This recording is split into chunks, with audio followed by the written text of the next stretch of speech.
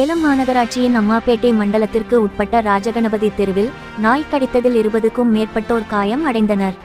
பொங்கல் பண்டிகை அன்று நிகழ்ந்த சம்பவத்தால் அப்பகுதி மக்கள் கடும் அதிர்ச்சி அடைந்தனர். மாநகராட்சி அதிகாரிகளிடம் புகார் அளித்தும் நடவடிக்கை எடுக்காததால் அச்சுறுத்தி வந்த நாயை பொதுமக்கள் அடித்தே கொன்றனர்.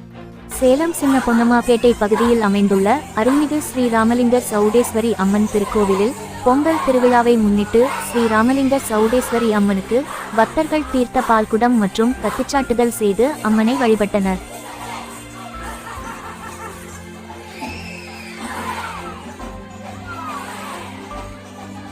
சேலம் ஜாரி கொண்டலாம்பட்டி பகுதியில் அமைந்துள்ள அருள்மிகு காமாட்சி அம்மன் கோவிலின் 70ஆம் ஆண்டு திருவிழா இன்று நடைபெற்றது.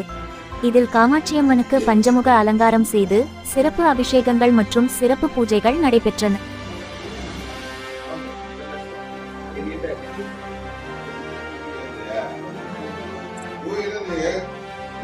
வீரகனூர் அருகே ஸ்வேத நதியின் தென்கரையில் அமைந்துள்ள கங்கா சௌந்தரேஸ்வரர் ஆலயத்தில் தை 1ஆம் நாளான இன்று மகரஜோதி பூஜையும் அங்காள பரமேஸ்வரி, கற்பக விநாயகர், முருகன், வள்ளி தெய்வானை மற்றும் நவகிரகங்களுக்கு சிறப்பு பூஜைகளும் நடைபெற்றது.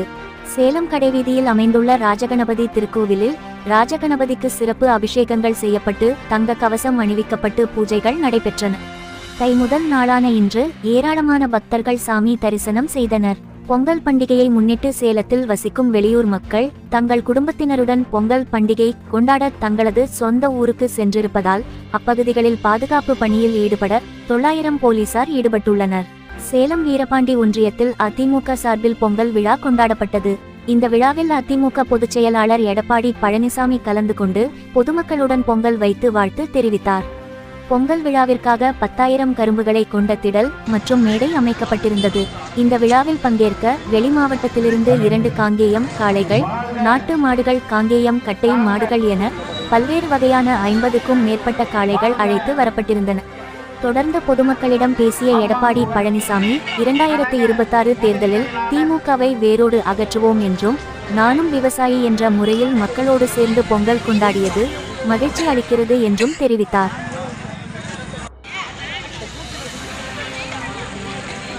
தை முதல் நாளான இன்று சூரியன் பொங்கலை முன்னிட்டு திமுக சார்பில் மாவட்டம் முழுவதும் திமுகவினர் கட்சி கொடியேற்றியும் அண்ணா சிலைக்கு மாலை அணிவித்தும் பொங்கல் வைத்தும் விளையாட்டு போட்டிகள் நடத்தியும் பொங்கல் பண்டிகையை கொண்டாடினர்.